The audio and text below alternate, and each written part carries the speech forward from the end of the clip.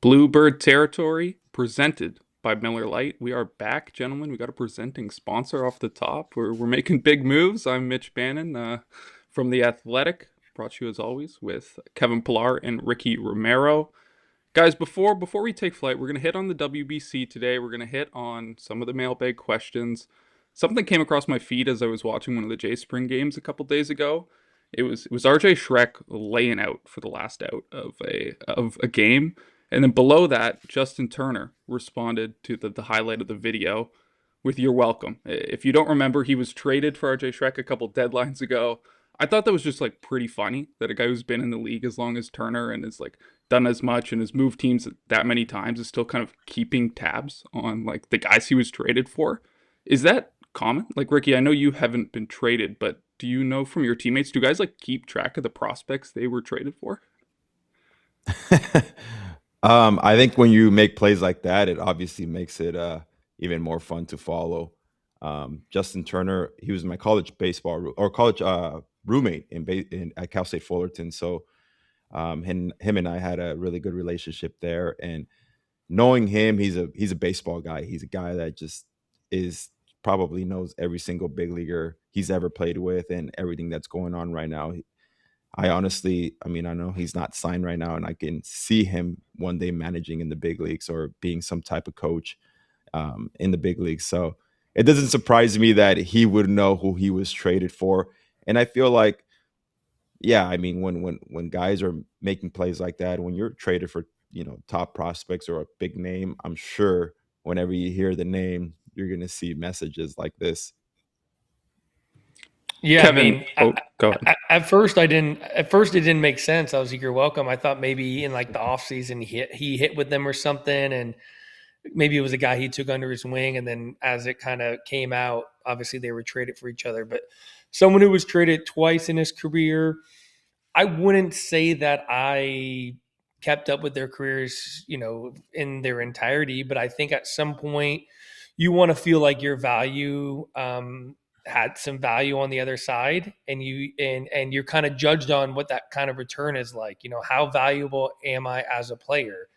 And sometimes when those prospects don't work out, you feel a little bit less valuable as a player. So I'm thinking JT, the competitor that he is, and I got a chance to play with him as well, and know him pretty well from some of the work we did in the off season together. He's competitive, so he wants this to work out because that just makes him even more valuable as a player. I was going to ask, Kevin, I looked at the two trades you were involved in because of the segment. Can you name me any of the names? Any of the names of the guys you traded for? Not very valuable, huh? No. Yeah, the one when I left Toronto to San Francisco, I think it was Alan Hansen and Derek Law, which Derek Law's carved out a nice career for him. Oh yeah. It took him a couple years to kind of find his footing in the bullpen, but I mean he was super super valuable last year. I don't remember the other person that was in that trade, and then when I went from Boston to Colorado, I think it was Connor Seawald was in the trade, and I think he was a pretty highly ranked prospect at the time, and I don't think he's really found any success quite yet in the major leagues. So I I'm think still he's with the rooting Blue for him. Jays. Still rooting for him. Connor Siebold is with the Jays, but I do have the trades here as well.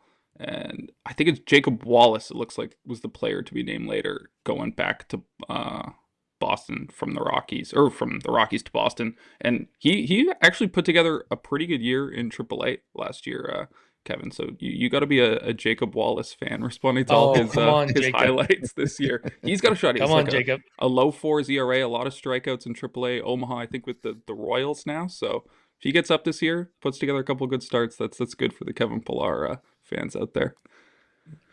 But we're gonna get to the WBC. It's coming up this week. I feel like it came pretty fast, and it's gonna go by pretty fast too. It's just a couple weeks, and all of our segments about the WBC over the next couple weeks are going to be brought to you by our friends at Fox One.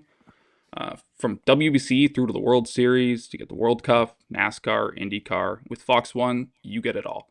Start your 7-day free trial today Offers are subject to change. Download Fox One today and stream the World Baseball Classic live March 6th to 14th. Go to fox1.com for complete terms and conditions. Fox One, stream it now. So I think before we start, we're going to get into some of the Jays guys that we're going. But Ricky, it sounds like you have a pretty fun and interesting connection that I think a bunch of Jays fans will like with a specific WBC team this year.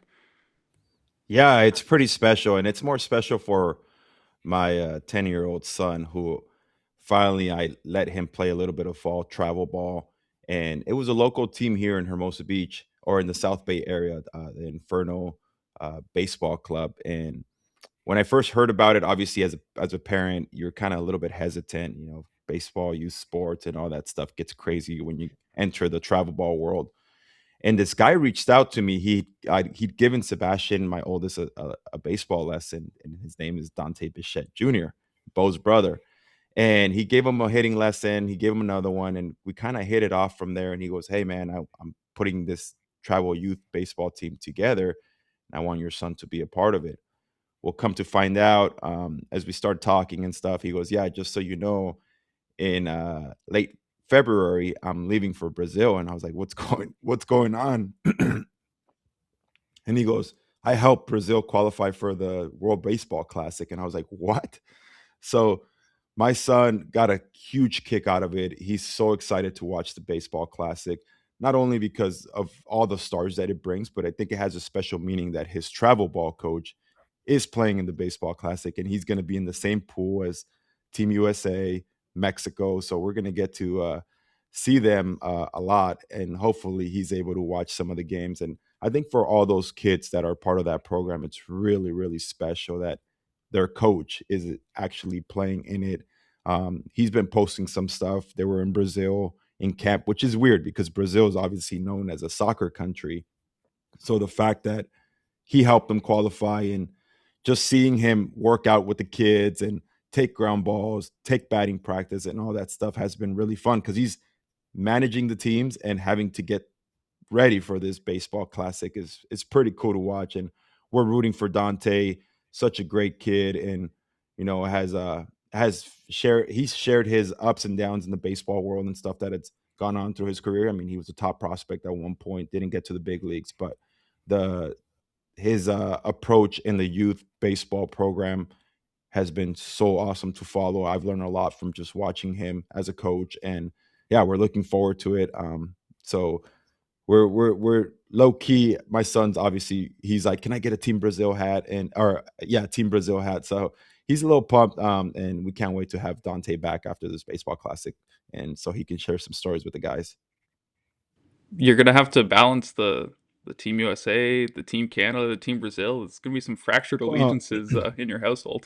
well, and Team Mexico, I was just showing the boys last night because I was supposed to play for Team Mexico the year that they brawled against Canada, 2012, I think. Um, and I got a call and everything, had my uniforms made. Adrian Gonzalez was in charge at the time, and it was going to be a special time because my parents are both Mexican, and I was pumped to be representing them. And so yeah, so there's a lot of stuff going on in this household with Canada, the US, Mexico, and even now, just Sebastian, obviously he's getting more into baseball, and it's, watching Vladdy in the Dominican Republic and all the flow that those guys bring. And my son, they're all about flow, man, all about chains and glasses, eye black, and so has this, and so has this, and I want to look like him. So all around, I think the baseball classic's just going to be awesome just to follow, and just to follow the stardom that it brings. Hey, Ricky, was this in 2012? Was this pre meeting your wife or post? You know what? I think it was pre-meeting her because You I wouldn't have we got were married. You wouldn't have got married then. yes, So, I we mean, it's we blessing in disguise. we talked about it. It's so funny that you guys bring this up because we were talking about it last night at dinner, and my oldest goes, "How come you didn't get to play for Team Mexico?" And I was like, "I was dealing with some injuries, and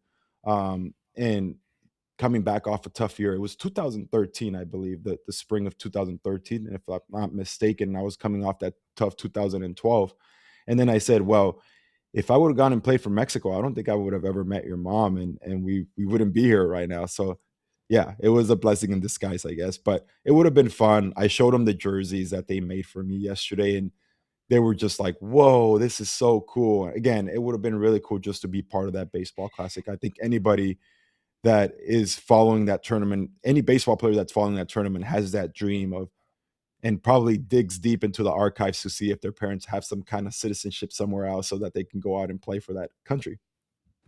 Yeah, I think it's Aroldis Chapman tried to play for Great Britain because his grandparents lived in Jamaica at the Mhm. time, where it was a British colony. They got to some funky levels of digging to get some guys on rosters this year. I don't think Aroldis ended up getting into it, but we are going to look at some of the Jays who are going to the World Baseball Classic. Bo Bichette was maybe going to play for Team Brazil as well, not a Jay anymore, but I think after signing with the Mets, he's like, I gotta dedicate myself to my new team here. But here are the Jays going. Thanks to OK Blue Jays for putting this together. 12 total players. It's really like five lock big leaguers, and Alejandro Kirk's going to play for Mexico. Jimenez is going to play for Venezuela. Andres, that is Ernie Clement for Team USA, and Kazuma Okamoto for Japan. Yariel Rodriguez and Leo Jimenez for Cuba and Panama, respectively, are kind of like, we could definitely see them in the big leagues this year. RJ Schreck for Israel and Adam Mako for Canada as well. Then a couple other guys. Kevin, like the Jays have some of the most people going to this tournament compared to any other team. Like, is there any specific guy or specific thing you think Jays fans or yourself are really locking in on for this tournament? I mean, obviously, the guys that were a big part of their team last year. You're not going to get a chance to watch them in spring training, but you're going to get to watch them on the big stage representing their country. So that's really exciting for Blue Jay fans. But the names, once you get down past the first five or six, are the ones that I would probably keep my eye on, because they're going to get opportunities to play for their country, and they're going to be playing high level baseball and very competitive baseball, and they're going to be facing other countries' best. So if you want an opportunity as a young guy to prove that you are, knocking on the door or a chance to make the big league roster, it's a great time to showcase your skills. But I just think, honestly, too, when we decided we were going to talk about this, I love the WBC. I mean, because we don't get a chance to have baseball in the Olympics every year, so this is kind of our version of the Olympics. I love the fact that players want to go and represent their country and play. I love the fact that more U.S. born players are wanting to accept that challenge of going to play meaningful baseball in spring training, having to prepare themselves a little bit early to go represent their country, because for a lot of time it was a much bigger deal for other players to want to go represent their country. And lastly, on this topic, I think it is coming at the perfect time for the Blue Jays too, because we talked about it on previous shows. You're going from 100,000% intensity to zero in spring training, and it's great that the guys got a chance to be with each other for a couple of weeks and see each other and have all those kind of feels and memories, and really bring the group together. But spring training can become very long and monotonous, and it's hard to kind of get that intensity back. So the fact that you're going to have so many players leaving camp and go play these intense games, and then you're going to have to fill these spring training games with guys wanting to showcase what they're able to do, the monotony is never really going to get there. And by the time these guys come back from representing their country, you're probably at that 2 week mark left before opening day, and then you kind of hit the ground running. So I think it's just coming at a perfect time for the Jays. Yeah, and I think the biggest thing, it's the emotion that it brings out of them, right? I don't think you see that kind of emotion ever in spring training, obviously. But when you watch this, I mean, I'm sure you guys saw the video of Shohei Otani in tears as he's, as they're honoring him in Japan. And I think you would never see that here. And you always, I feel like I was watching the videos of the Dominican rolling into Miami yesterday, and just seeing the star power in that clubhouse is insane. And just Team USA as well, when you have Aaron Judge, Paul Skeens, and I love how Logan Webb the other day did that interview where he's like, "Yeah, we're getting a lot of backfire because we said we'd only make two or one or two starts, and it's like the tournament's only 7 games. You got to go out there and win 7 games. And if you have Paul Skeens for 2 games and Tariq Skubal for 2 games and myself for 2 games, that's 6 games right there. So the tournament is not as long as people think it is, but it's an emotional roller coaster, I feel like, for these guys. And the only thing I hope for is, everyone comes out healthy. Obviously, the intensity picks up, and sometimes this is the time where pitchers are still getting ready and all that stuff. We've seen in the past where it's kind of hurt some guys where, they go out there, they're blowing 98, 99 right off the shoot, and then all of a sudden they struggle during the season with injuries and stuff like that. That's the only thing. You want to watch great baseball. You want to watch, everyone just come out of there healthy and go back to their teams, and just, again, a very, very fun tournament, and I can't wait. I'm seriously excited for it. Yeah, I think that you mentioned the injuries. I think that's like John Schneider. This has got to be like the hardest games he's ever gonna watch in his life. Even Yeah. though that guy just managed in the World Series, like it's you want to root for your guys, but also it's like, okay, like do not get hurt. Do not get hurt. I think the one benefit for the Jays is that the guys, the 12 guys they had going, it's like really not that many pitchers and really not that many like top tier pitchers for the team. Like none of the guys in the rotation are going. I was talking with both Jeff Hoffman and Tyler Rogers, who are on like the Team USA designated pitcher pool, I think it's called. Rogers told me he's been told he's going to go in round two. I wonder if there's like a USA gets out of the group stage and Kershaw, they now don't need Kershaw to like log innings and they bring in Rogers as kind of like a leverage guy or something like that. Hoffman said he wants to go too if they give him the call. They need a replacement. He's there. It'll be a little more stressful if two of your back end relievers are then pitching at full tilt in the WBC. But for now, it should be kind of a lower stakes on the pitching side for the Jays. But yeah, you do not want to see Vladdy doing anything that's going to get himself hurt. I do think, Kevin, you mentioned this is coming at like the best time for the Jays. What you said, I think is completely true, but I thought you were kind of going a different direction where it's like this team played in the biggest games of their lives a couple months ago. Now they're kind of crashing back to kind of like the zero, the build up, the start of the marathon. I think this is potentially like a really interesting way for Vladdy to kind of lock back in immediately again. Like he doesn't have to think about kind of saving anything for October or like slow playing the season. I'm sure that will be in his mind, like pacing himself, but he clearly loves these big games and these big moments, and he's about to start his season with a handful of like the biggest games he's going to play too, which could immediately give us another taste of kind of like big time Vladdy. I wonder what you think about that, Kevin.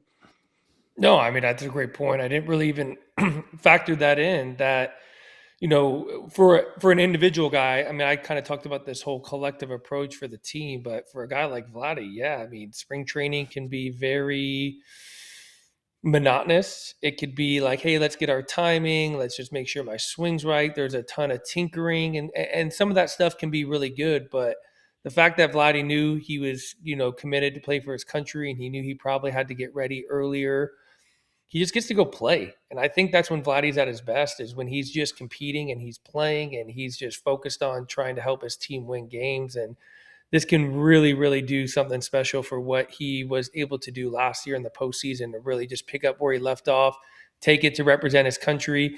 He gets an opportunity. We probably anticipate Dominican going pretty far in this tournament.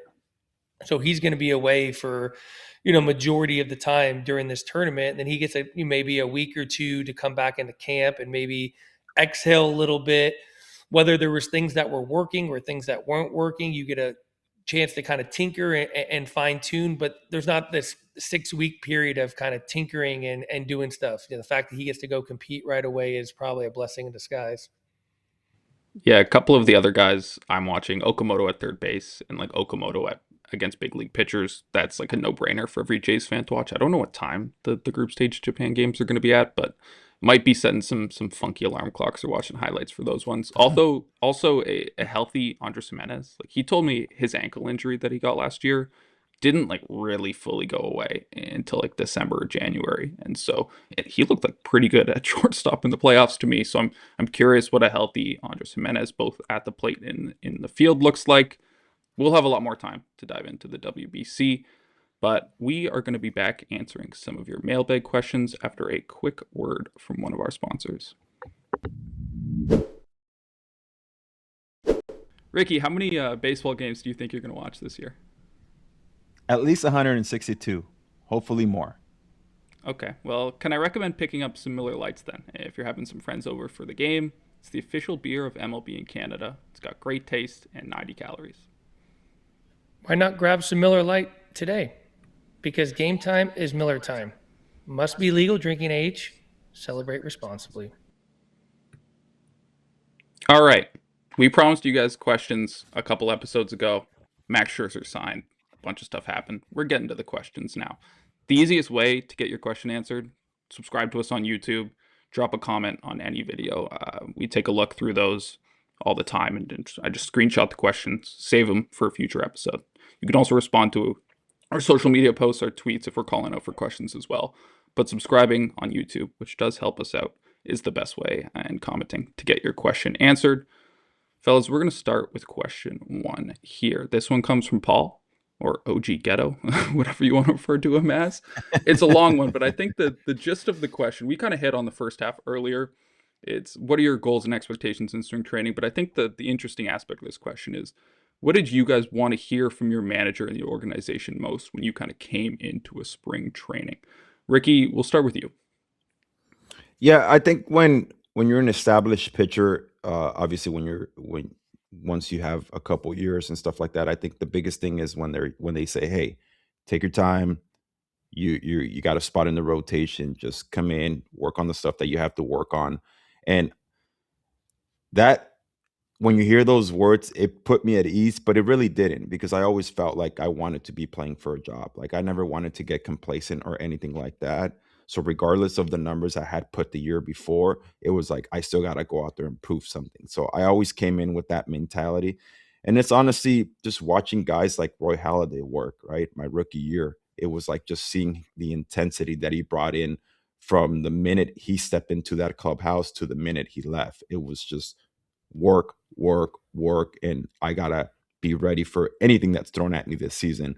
So whenever a manager came up to me, it was just more conversations of, "Hey, man, like you're gonna go." I think the best way I can put it is when they lay out a plan and they say, "Okay, you're starting this day when the season starts. Let's backtrack and count the days so that we can set the plan for you." As a rookie, you don't have that benefit. You're just kind of trying to make the team. And here you go. You're going to start every 5th day. And this is another tryout for you. And this is another tryout for you.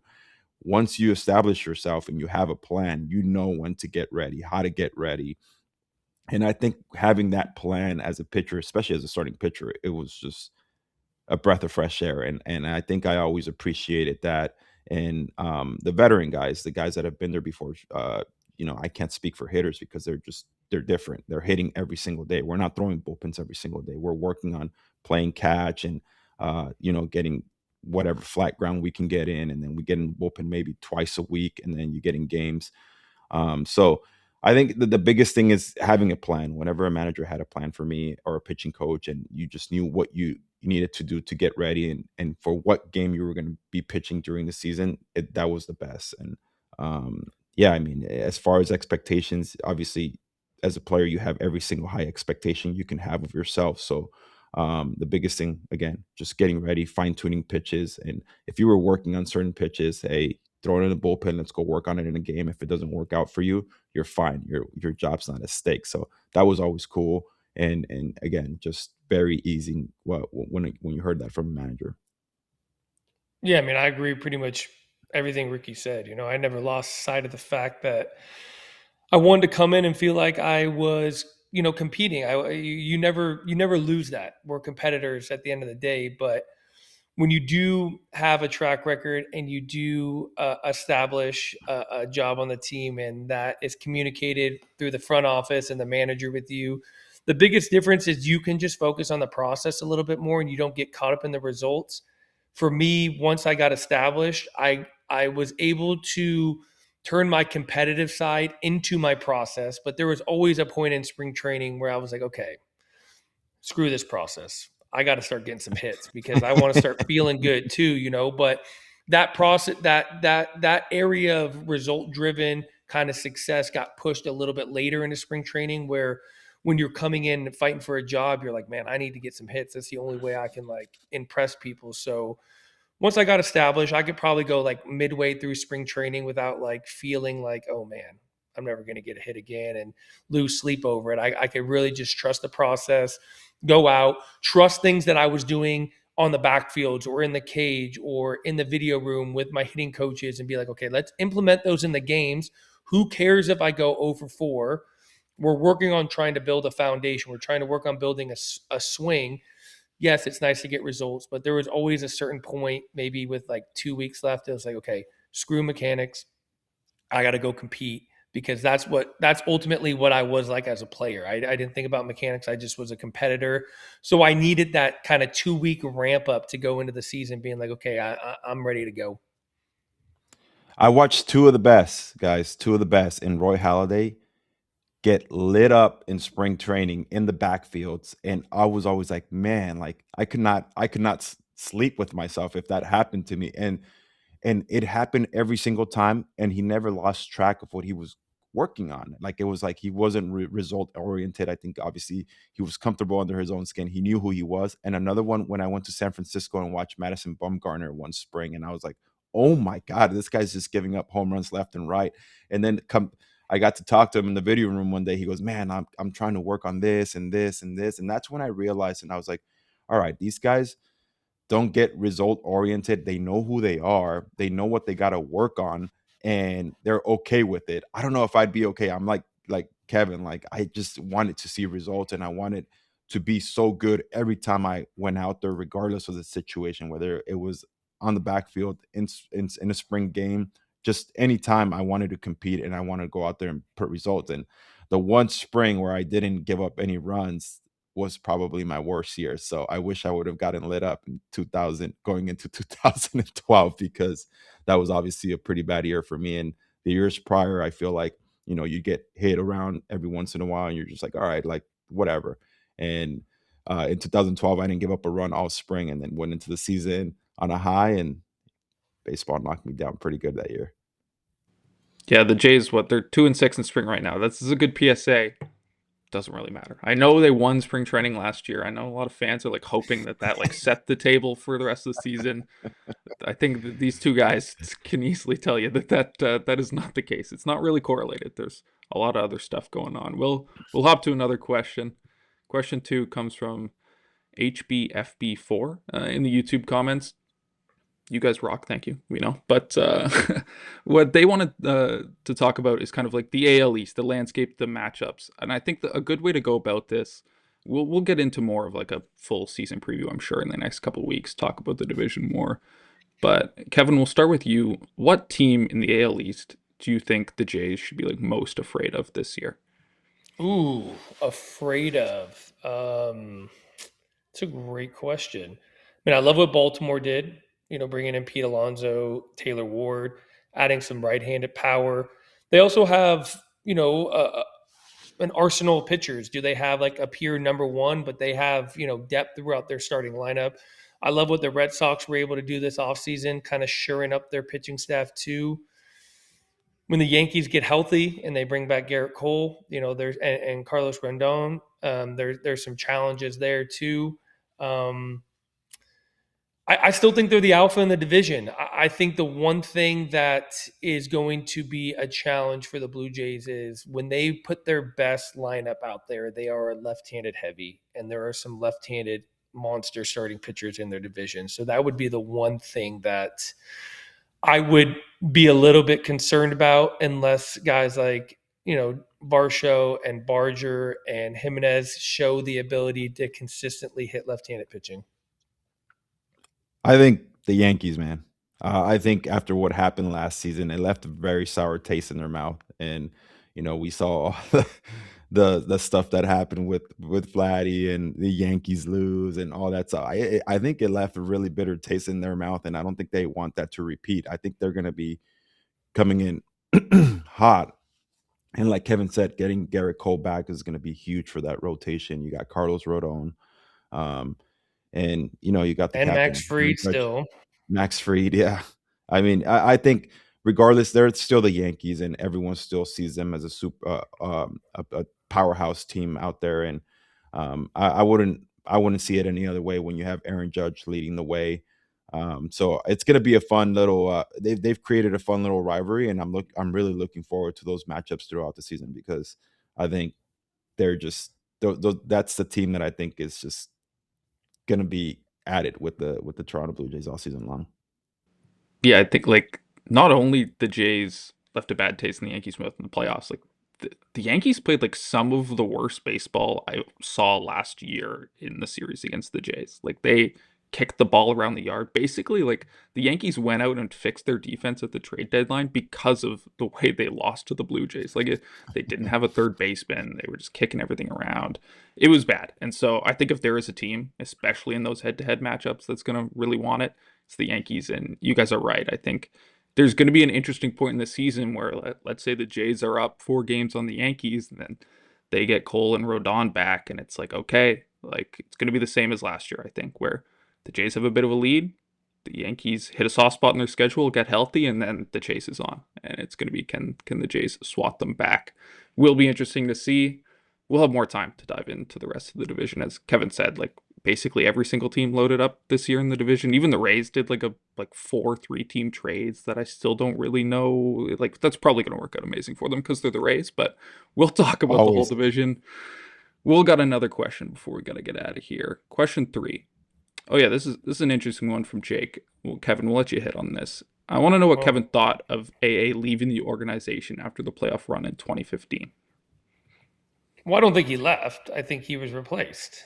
I mean, he definitely didn't leave. I mean, he's Canadian. He worked his way up. Started in the mailroom with the Montreal Expos. And worked his way all the way up to putting a team that was 2 games away from going to the World Series in the Toronto Blue Jays in 2015. He did not want to leave. That's what happens when you bring in a new president of baseball operations, and he wanted to bring in his own guy. I mean, so was I shocked?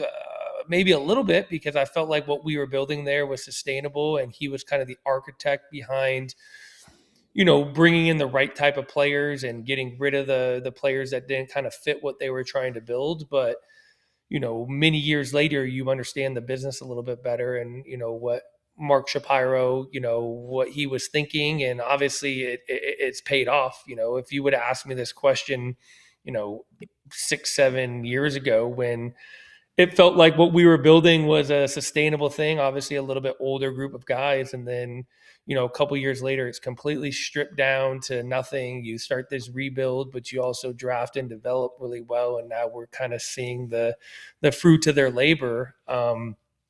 Yeah, I mean, it's just the way the business goes. And obviously Alex has gone on to other places and had his own success too. So, I mean, I think it's kind of been a win for both organizations, except for, Alex has the World Series, title in Atlanta, and the Blue Jays are still working towards trying to accomplish that. But I think it ended up working out for both parties. Yeah, I think it was like that was the hot button issue for a lot of Jays fans for a couple years there. But it is weird how both organizations seem like they're in kind of a better spot now than they would have otherwise been. Just you look at the modernization behind the scenes for the Jays, and I know that was kind of like a big Shapiro and Atkins thing. It's clearly paying off. We had a couple more questions we couldn't get to. Bit of a longer episode today. We're going to be back. We're doing a couple times a week. As the season gets close, we're going to go to 3 times a week. Shout out to Miller Lite, presenting sponsor, Bluebird Territory, and thank you for listening.